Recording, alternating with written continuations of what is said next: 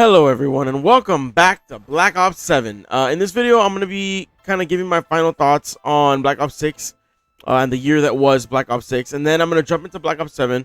We're going to talk all about the beta and my hope for the release of the game, what I want them to either add or continue in the full release of the game. Not just things that are in the beta, but also things that aren't that I would like them to add to the game. So first, let's talk about Black Ops 6. So Black Ops 6, I'm gonna kind of sum it up in totality here. I will go through specific like pros and cons, but in totality, I think Black Ops 6 was a little bit of a letdown. Especially from the way it started to the way it ended, I think it was a little bit of a letdown. So for me personally, I've said this multiple times. I even said it in a Splitgate video that I made. Black Ops 6, the bones of Black Ops 6, the skeleton of what is Black Ops 6 was a good Call of Duty. The problem was that, and we're going to get into the cons of this, but one of the cons is the maps were awful. They were terrible. Not only were the maps terrible, the new maps were never added into rank. I love ranked. That's what I play. Well, as soon as rank drops, I'm playing that. I'm grinding ranked. There were no new maps really added to ranked outside of Hacienda for the last like 6 months of the life cycle of Black Ops 6. And that made it boring. It got still real fast. And then that's kind of what caused Black Ops 6 to start dying off, in my opinion. One of the other cons of it, obviously, skill-based matchmaking, team balancing.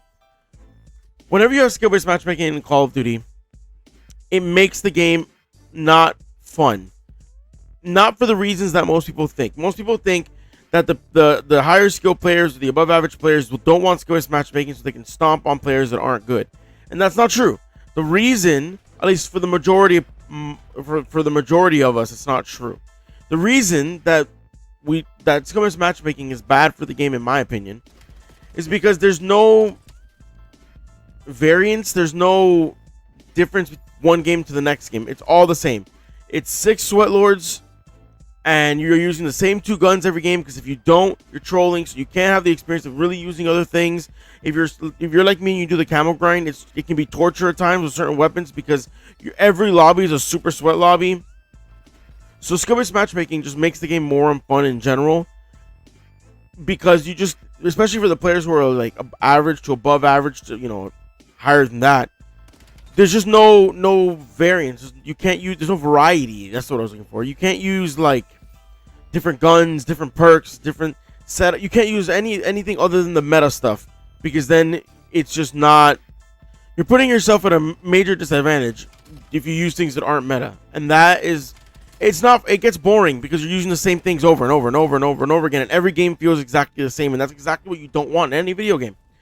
Another thing that was a con in Black Ops 6 was the bugs that persisted for a long time. There was a class change bug at the beginning of the game that lasted for like a month or 2 months. There was the after game speak was broken for like, I think like 2 months also to launch a game. The S&D XP was broken for like 3 months at the beginning of the game. Like, these things that, not only were they bugs are going to happen, but the fact that they lasted for so long without ever being fixed, it just kind of ruins the experience of the game. It's like, why wouldn't they be fixed immediately? Like, it's a bug, what's happening, fix it, right? Another thing that I have in the cons is that they never added any new guns to rank. They added the Cypher and the PPSH at the very in like one of the seasons, like season 5 I think it was, or whatever, when they added Hacienda, I think it was. And then after that was it. We didn't get whatever new guns get added every season, whatever new maps get added every season. If you play ranked and you don't really play pubs, you don't get to experience those, because we don't ever get to use them, right? And to me, that makes no sense. And that's one of the things that happened in Black Ops 6 that made it stale. It was Jackal, Amos, and that was it for 6 months, and that just gets boring. But that being said, there are good things about Black Ops 6. Like I said, the skeleton of Black Ops 6 itself is a good Call of Duty. So there are good things in Black Ops 6. For example, the gunplay, extremely fun, extremely satisfying. Loved it, right? The Omni movement. I think the Omni movement was a good addition to Call of Duty. I think it should be in every Call of Duty going forward. It's in Black Ops 7, and I think that is the way it should be. It should continue that way. I think it's a fun addition. The way it's fluid. Keep tweaking it just to make it more fluid and better as you go along. But I think it's a great addition. I think it should stay in the game. The perk and wildcard system. Those are good, right? Keep Ninja as a perk. Don't make it a field upgrade, right? Balance out the perks a little bit to make it a little bit more of a selection, if you will. Like, don't put all good perks in one category and then have one category that's just garbage, right? And then the wild cards were good. I think a pick 10 system would be great. I don't think they're ever going to do that again, but I do think that would be great. Another thing is that the meat shield mechanic, I think, was a great addition to the game. It's funny, it's good content, and I mean, it's just a good addition to the game. There's literally no negative to it. I love it. And then the TTK was good. Now, the TTK in BO7 is a little bit faster than BO6, and I'm okay with that. It doesn't have to be like that specific TTK from BO6. Just not instant. Not instant, and then not BO4 take forever TTK either, right? But I think Black Ops 6 in general hit that TTK right on the button. But in actuality, Black Ops 6 was a little bit underwhelming. It was a letdown the way it released, with all the hype that it released. It sold whatever million amount of copies right off the bat, off launch. The highest selling off launch any Call of Duty has ever had, or ever was, whatever. You get the point. It sold the most copies off launch that any Call of Duty ever has. And it was all this hype, and it started well, and then came Christmas break. The developers do what they do every year, which they should really stop doing, but I'll talk about that later. But they go on a basically month and a half long hiatus during the holidays, and the content's non-existent, right, and minimal. Whatever things are broken, whatever bugs arise, don't get fixed for that month and a half, sometimes longer, but at least that month and a half. And then cheaters start running rampant, because that's kind of how it works. If you're not updating the anti-cheat, cheaters will start going rampant, which happens, and that's what happened in BO6, and the game kind of suffered for it. That's when it all started going downhill. If you look at the numbers, that's when it started going downhill, because they left and there was just no content. So for me, BO6 was a little bit of an underwhelming Call of Duty for what it could have been. I don't think it's a horrible Call of Duty. I think compared to things we've gotten, like Modern Warfare 2 2022 was probably, if not the worst, right up there with the worst Call of Duties of all time. So I mean, it's definitely better than that, but that's not the bar we want to set here. We want every game to be good. We don't want it to be like, well, it's not the worst. And BO6 was one of the, well, it wasn't the worst, but it wasn't great either, right? There were a lot of things that were left to be desired of that game. But enough about BO6. That's in the past. I'm probably not going to play it probably ever again. Maybe I'll do it for a video or something like that, but I'm probably not going to play it again. I'm waiting this whole month after the beta ends till BO7 comes out. I'll probably just be playing like Apex and stuff. I'm probably not going to play BO6. I'm also going to be playing a bunch of spooky games. Those will be coming on the channel starting next week. I'm going to be posting horror games throughout October, as I always do, because spooky season is upon us. But yeah, that's Black Ops 6. Now let's talk about Black Ops 7. The beta just finished wrapping up literally today as I'm recording this and posting this. And I want to say that I had a blast playing the beta. Right? I had an absolute blast playing the beta. There was never a point in the beta where I wanted to like get off the game, or where I rage quit, or where I was getting super frustrated. Never happened. Never happened in the beta. That was happening in Black Ops 6. It got to a point, even I haven't played Black Ops 6 in about 2 months. But about 2 months before that, when I was still playing Black Ops 6, it got to the point where I played probably like 1 or 2 hours, and then I was off the game. I was like, I'm done. I'm done with this. I don't want to play anymore. Like, I hit the mic. I'm so sorry. I don't want to play anymore. Like, I just rage quit off the game, essentially, because I'm just like, I don't want to do this. Like, it's not fun. And if I'm not having fun, I'm not going to play the game. That's just, it is what it is. I'm not one of these people who's going to sit here and glaze Call of Duty and no matter what, play Call of Duty. If I'm not doing that. Like, I'm going to be honest with you always. The one thing on this channel that I always promise is that I will 100% be honest with you on any game I play ever. On anything, right? I am full honest with you guys always. And if I don't enjoy the game, I'm not going to play it. And that's why I haven't been playing Black Ops 6. It's why I stopped playing Vanguard in February of that year, because I didn't enjoy it. They made the camo grind ridiculously tedious and boring, and I just stopped playing it and went to play Apex. That's just the way that it is, right? I took a break from Call of Duty for like 3 years because it was Advanced Warfare, World War II, Infinite Warfare. I didn't play any of those really that much because I didn't like them. I didn't like any of those games. I know the Advanced Warfare one is a little bit of a hot take because people really love that game. I didn't. I did not like it. I didn't like World War II, and I didn't like Infinite Warfare. So I barely really played those CODs.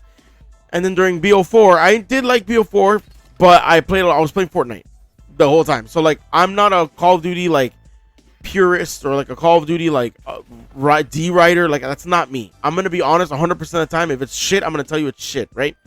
But BO7, I had a blast. I did not want to get off the game. I wanted to keep playing. Obviously, you know, being an adult, having to adult, I can't be on the game 24/7. But ignore me falling off the map right there. But I never wanted to get off the game. I was having a blast playing it. Even when I got into sweaty lobbies, I was still having a blast playing it. And so we're gonna go through the beta and things that I really liked about it. And there's very few cons. Like, there's very few. Like, I literally wrote this all out so that I would not like forget things. And the BO6 cons, there's like a decent list. The BO7 was like 3 things. So we're gonna go through those. So for one, the Sbmm. Now, no. I do want to preface this. When the beta first came out, it was straight regular skill-based matchmaking. That wasn't fun. I mean, it was fun, but it was less fun than when they put in the open playlist. Now, there has been a development in this. As of today, Call of Duty put on a blog post where they said, Treyarch did, that open matchmaking, which is classic matchmaking, which is not no Sbmm, but is light Sbmm, like the open playlist that was a blast in the beta, is going to be the default matchmaking for BO7, which is huge. We basically won the war against Sbmm. They finally made the decision to get rid of it. Not entirely. It's still going to be there slightly, but it's minimal. The skill is taken into account minimally. So it's mostly based on connection, things like that. Another thing they talked about that they're putting in it, or that they're going to be adding to BO7, is persistent lobbies. So no longer will you get into a lobby, it'll be a good lobby, like not necessarily just stomping them, but just a good lobby. You have a good game, and then all of a sudden you're into a different one, and now it's all sweat. You will stay in that lobby as long as you want to be in that lobby. And as long as other people want to be in that lobby, they'll be in there too. So that's incredible, and it comes 5 years too fucking late, but at the same time, I'm glad it's here in any way, shape, or form. Right? I said during the open playlist, I made a video on the open playlist and playing the open playlist. I said that it should be the default matchmaking, that it should not be a playlist, but at least make sure it's a permanent playlist if you're not going to make it the default matchmaking. But they did make it the default matchmaking. So you can almost remove the Sbmm thing off the cons because they already addressed it and they're already fixing it by basically making it non-existent, which is awesome. Again, it is still there, but it's very light skill-based matchmaking where the skill isn't taken into account as much. Right, the game behind me right now that you're watching is the open playlist, and if you look at the top left, my ping is 6. I never have a ping that low. That's how it should be. It should be more connection-based than it is skill-based, and that's what they're going for, and I love that. Another con that I had was they need to do a little bit of gun balancing. The Dravik and the M15 were broken. They were the best guns in the game, and they were head and shoulders above every other gun in the game. Right? You see me use the M15 right here. This gun was probably the best gun in the beta. I think the Dravik was the best gun. The M15 was right next to it, though. Right? And it was better than everything else. They were both way better than every other gun. And I think that needs to be addressed a little bit. I'm not telling you to nerf them into the ground, but just balance them better. Right? Don't like super nerf them or anything, but just, balance them a little better. And then the last thing was just the spawns. The spawns weren't horrendous. I've experienced worse spawns in betas. The spawns in the Modern Warfare 3 beta were horrible. The Modern Warfare 2 beta were horrible. These weren't horrendous, but there were still times where you were spawning right next to an enemy, or an enemy's looking right at you and you're spawning and dying, or you're getting spawn trapped into the ground and the game would refuse to move you from that spawn.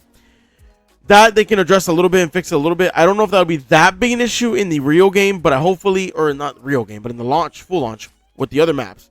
But in the maps we played in the beta, they do need to address that a little bit, I think, and that's one of the cons. That's the last con. That's literally it. That's the only thing I had to say bad about the beta. Now we're gonna get to the pros. This is a little bit of a longer list. So pros, number 1, maps. All the maps in the beta were good.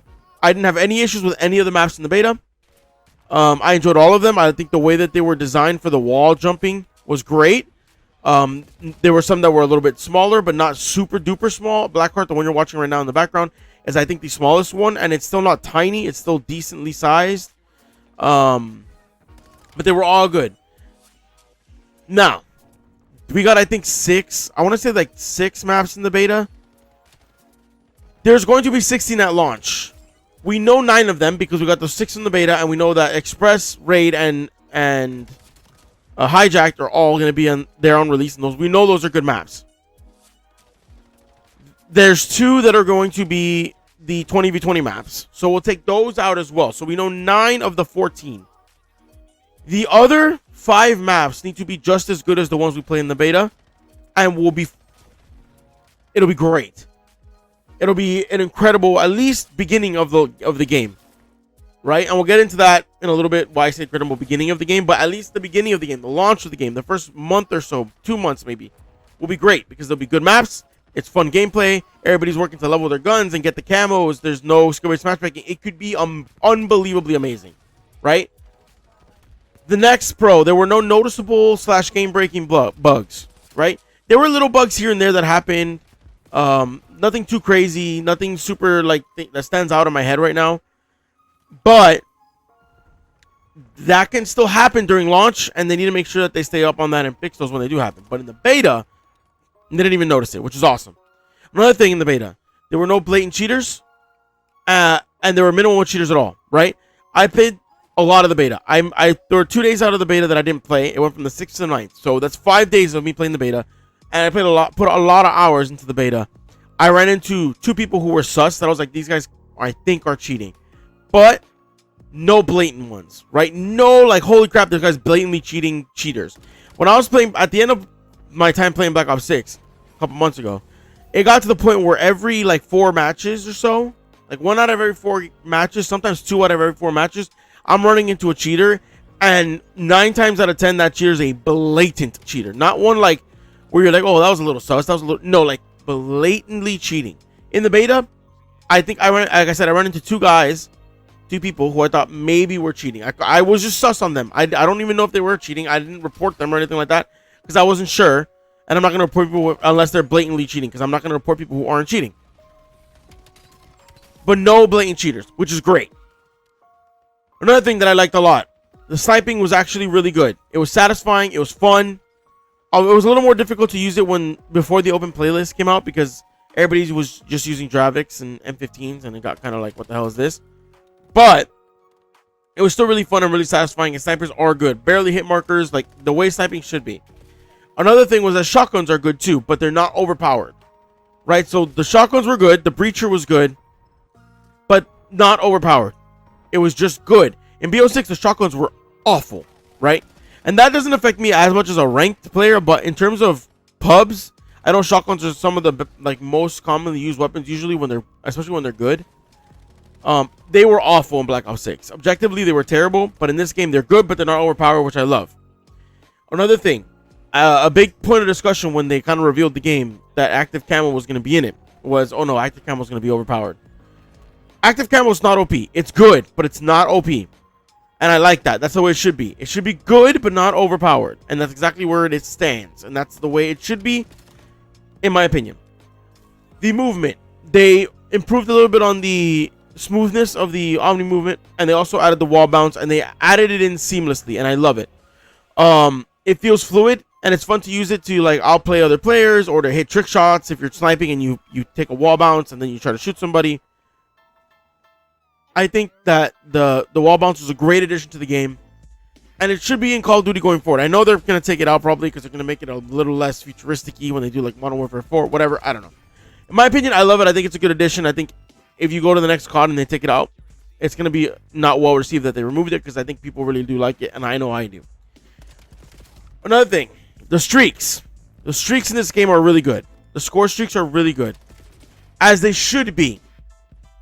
They're supposed to be strong. When you get streaks, it's a reward for playing well, and it should feel that way. It should feel like a reward. It shouldn't feel like there's no point. Like in BO6, I was running non-lethal streaks the whole year because there was no point. The other ones were all awful. So for me, I love that the streaks are really good. They should be. Speaking of those streaks, one that made a lot of kind of, I would say headlines, but it was talked about a lot in the social media space, was the Gravemaker. That's the sniper that can see through walls. You can shoot people through walls. You saw it earlier in the gameplay. If you go back, I was using it. You saw it earlier. The Gravemaker is awesome. It is not overpowered, though it can feel like it is to newbier players that maybe aren't as good. That's the way it should be, right? Streaks should be good. The Gravemaker should be as good as it is. Do not nerf it. Please do not nerf it. It is good the way it is. It is supposed to be strong. Also, it's not a low kill streak. It is a 10 kill streak. It's on 950 points to get it. You need 10 kills to get it. That's the way it should be. Do not touch it. Another new addition to the game that I really liked was the overclock system. The overclock system, if you don't know, is a way to customize your loadout further. Basically, every lethal grenade, tactical grenade, score streak, and field upgrade have ways that you can change them through overclocking by leveling them up. So, for example, the stim shot. If you level the stim shot by using it, you have an option between one of the two overclocks. You can either have it so that it takes away all negative effects. So, like if you're stunned or flashed or you get hit by an EMP and you take it, it takes away the effect of it. Or you can have the overclock that makes it give you a speed boost, a movement boost. And everything has this. The UAV has it where you can put so that you can get it for less points. It's cheaper. Or it can tank a rocket, basically. Like if they shoot the first lock on rocket, it will not tank it, but like basically avoid it. And every streak has these. Every score streak has these. Every grenade has these, right? The Semtex grenade has it as well. It makes it more lethal. And I forgot what the other one is, but they all have overclocks. I think that's a really good addition to the game.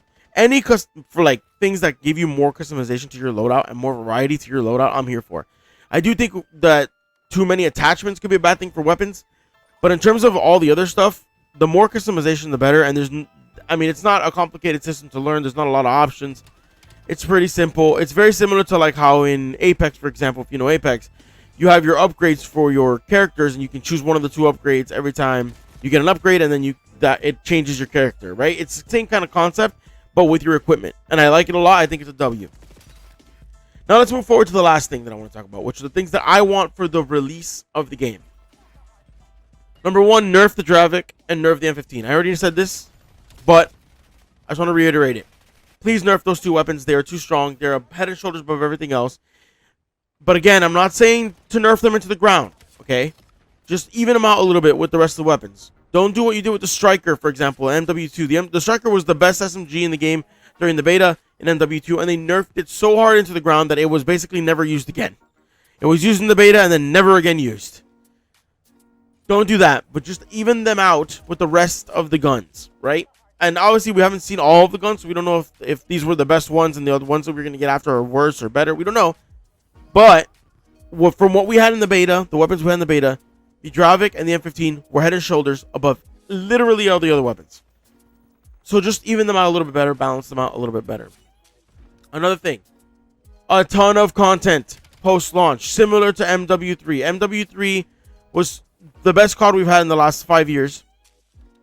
And the reason for that was because there was so much post-launch content, events, the weekly challenges that gave you basically a new gun every week with the attachments that changed the weapons. Like all these things that just added stuff to the game. These are the things that need to continue or be brought back, I guess, in BO7. Do not let the game get stale like happened in Black Ops 6. Now, there is one thing that I do want to say about post-launch content. The cell-shaded skins, I think, need to go. We need to stop with those, right? I don't want to be chasing Beavis and Butthead around during BO7. Now, I'm not against collabs. I love collabs. Cool collabs, like dope skins. I'm cool with that. The cool, like, inspect weapons that have, like, the crazy inspects and the cool blueprints. I'm down for that. But the cell-shaded skins, they're just not COD. You're trying to be Fortnite and you're not Fortnite? Be COD. You're good at being COD. Be COD. At least you were good at being COD. Be COD. Don't try to be Fortnite. That cell-shaded shit, leave it in Fortnite. I played a lot of fucking Fortnite. Leave that in Fortnite. That's not COD. And it's just... It's like... I don't know. It's like jarring to look at in COD. And it's just not... It's not COD. It makes the game not feel like COD. And so don't do that in Black Ops 7. Another big thing for me, especially in anybody who plays ranked. Update ranked. The new weapons that are added every season. As long as it's an AR or a sub. Even maybe a sniper if those are still in. And the new maps that are added every season should be added into ranked for us to test for at least a couple weeks. Because this keeps ranked fresh and it also keeps it from getting stale. Right? And if it's overpowered, or the map is awful, take it out. Right? after the couple weeks of us testing it. And if the guns are, overpowered or whatever, tune them so that we can use them in rank. I get you want to make it realistic towards the pros, but we're not pros. The pros get paid to play that. That's the difference. We don't. So it can get real boring real quick when we can just go play something else. So you don't have to mirror it perfectly. Let us also use different things. The anti-cheat needs to work. I know they didn't show the full anti-cheater in the beta, which is actually a good sign because there weren't barely any cheaters. But it needs to be working because that was a big reason why BO6 fell off, was because there were cheaters everywhere. Do not let that happen with BO7. Another one that's near and dear to my heart, and anybody who does the camo challenges, the camo grind, don't make the camo challenges ridiculous. I think reducing the headshot requirement for the military camos from 100 to 80 is a good step. But the rest of the challenges, do not make them ridiculous. Keep them similar to last year. Don't go the Vanguard route, where it's like, oh, you need to do X amount of kills with these 3 attachments on the gun that make the gun awful. Or mounted kills, or kills through walls, like wall bangs, or kills with enemies behind cover. Don't do that. That makes it just tedious and boring and a drag. Don't make it, keep it the way it was last year. The camo grind last year was great. Keep it like that. To keep it simple, right? Keep it simple, keep it fun. That's it. That's all you gotta do. Don't overdo it. Don't take it too ridiculous. I was gonna say classic matchmaking. I wrote down all this stuff before they made the announcement that classic matchmaking is already coming back. So I was gonna say classic. I want this for the launch, classic matchmaking. And if you weren't gonna fully do it, then put a permanent playlist. But it's the default class matchmaking is gonna be classic matchmaking. So I have nothing to say about that anymore. That's just the default now. So perfect. That's exactly what I wanted. Like, I have no issues with that. Lastly, and this is an important one because it encapsulates pretty much everything. Listen to your community. You've already started this off very well by what you've already done with the matchmaking and the persistent lobbies and S&D being in the beta and all these kind of things. You listen to the community. You listen to what we had to say, and you made the changes that everybody was just like clawing for and clamoring for. You need to keep doing that. The community isn't always right, but even if they're not, you can always remove it, and then it will be on them for wanting it in the game to begin with and not on you. Just listen to the community and keep doing what you're doing, and BO7 has the potential to be one of the best Call of Duties we've played since BO2. But anyway, I hope you guys enjoyed it. Make sure to drop a like, make sure to subscribe, hit that little notification bell. I post pretty much every single day, and I will be posting a ton of Black Ops 7 content once it drops November 14th, so make sure to be there. And as always, I will see you guys in the next one.